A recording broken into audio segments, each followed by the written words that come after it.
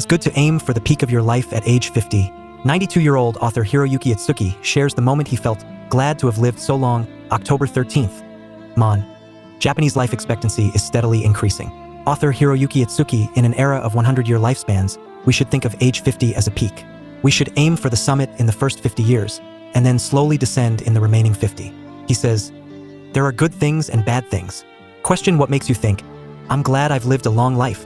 At being able to keep an eye on trends in society. As we age, various inconveniences increase and we get sick. So when asked if I'm glad to have lived a long life, I can only answer, there are good things and bad things. If I had to pick one good thing, it would be being able to meet and talk with so many people. I've always loved talking to people, and I've published many collections of interviews and conversations over the years. Even now, in my mid-80s, I still have conversations with about 2 people each month. I'm sure there are people who want to meet and talk with me now that I've reached my age, so I think getting older isn't so bad. The emergence of President Trump seems interesting. Another thing I can probably attribute to my longevity is that I'm still able to keep an eye on what's happening in the world. I'm often asked in interviews, what are your hobbies now? And when I'm asked, I answer, watching the world. For example, the United States has elected an incredible president like Trump. I'm surprised, but at the same time, I can't help but wonder, what will happen next? It seems interesting. How far will anti-intellectualism spread? How will American liberals fight back? I'm endlessly fascinated. Looking at the global economy, there was once a time when Japan as number 1 was said, but now the Japanese economy is sluggish and China is rising in its place. Will China's momentum continue? Meanwhile, how will the other superpower, the United States, confront China? I feel like I'm watching an epic historical drama. I want to continue to see with my own eyes what will happen to Japan. Also, while I've made a living as a writer until now, I'm also curious about what will happen to newspapers and publishing companies in the future. With the current publishing recession, weekly magazines seem to be struggling quite a bit. A few years ago, when I resumed serializing Gate of Youth in Weekly Gendai, I asked the editor, what age group are you targeting? I thought that even though the readership had grown compared to the past, it would probably be around 50 years old at most. However, my editor told me that he's 60 years old. I was surprised that it far exceeded my expectations, and if I'm 60 now, I wondered what it would be like in 10 or 20 years. If you live long enough, you see, hear, and experience many things. Some of these events are horrific and depressing, but on the other hand, things that were once unimaginable keep happening one after another. The Tokyo Olympics will be held in 2020, and I'm now looking forward to seeing not only the Olympics themselves, but also how Tokyo will change after the Olympics. We are at a major turning point in history. I would like to continue to see with my own eyes, as long as I can, what will happen to Japan and the world in the future. I'm looking forward to it. An unprecedented era in which people will live to 100. I'm in my early 50s now, but if I think of a 100-year lifespan, I've just passed the halfway point. Looking ahead to the second half of your life, what should you do now and what preparations should you make? Answer, preparation to face unprecedented times.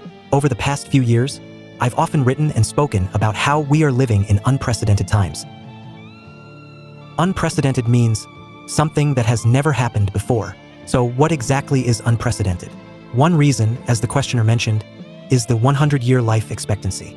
During the Meiji era, the average Japanese life expectancy was around 43 years.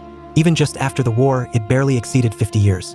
However, since then, average life expectancy has continued to increase year by year, and as of 2017, it is said to have exceeded 80 years for both men and women, 81.09 years for men and 87.26 years for women. In the future, the day when life expectancy will increase to 100 years is just around the corner. How to survive a journey without a map or compass. The other issue is a 10 billion population. The world's population currently exceeds 7.5 billion. While Japan and other developed countries are on a downward trend, populations in emerging countries are exploding. If growth continues at this rate, it's estimated we'll reach 10 billion within 40 years. Can the global environment withstand a population of 10 billion? It's hard to imagine. The 100-year lifespan and 10 billion population. It's fair to say that humanity is currently facing 2 unprecedented events. Such an experience has never been seen before, and no one could have anticipated it. We can truly say that we are living in an era of great change in human history. Nearly half a century ago, I published a collection of essays titled Journey Without a Map. And from now on, we will truly have to embark on a journey without a map or compass. What can we do now to survive in such an unprecedented era? We need the determination to accept the facts to be honest. I still don't know the answer. Or rather, no matter how much I think about it, I don't think I'll ever find the answer. Since this is a historically relevant issue, it's far beyond the scope of our everyday thinking. If there's anything we can do, it's to first resolve ourselves. We're about to enter an era never before experienced by humanity. We must be clear about that. Humans tend to turn a blind eye to things that are unpleasant or frightening. Even though we're probably vaguely aware of them, we go about our daily lives pretending not to know. This is because facing the unfolding situation head-on and imagining an uncertain future is unsettling and painful. However, we can't keep closing our eyes or turning a blind eye forever. Things are unfolding steadily, and that means we have no choice but to accept the facts as they are. Without that determination, nothing will begin. Letting go of your previous work and lifestyle once you've made up your mind, don't you think the next step is to discard conventional wisdom, ways of thinking, and the various systems surrounding you?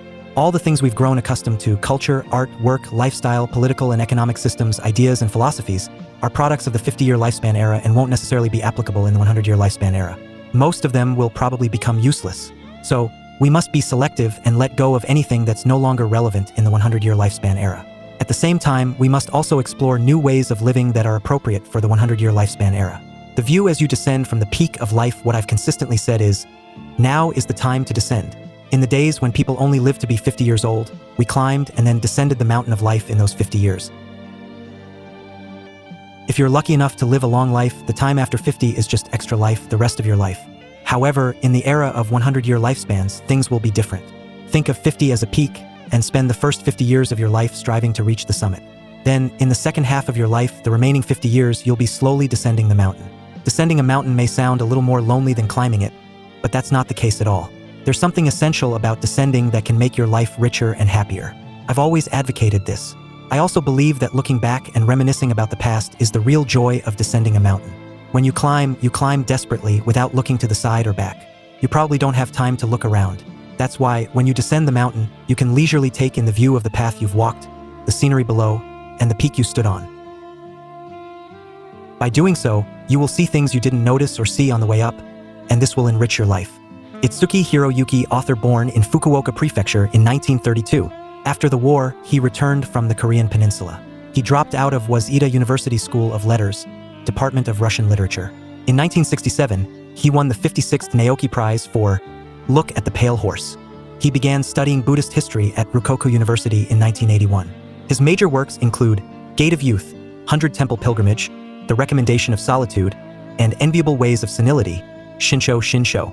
Author Itsuki Hiroyuki.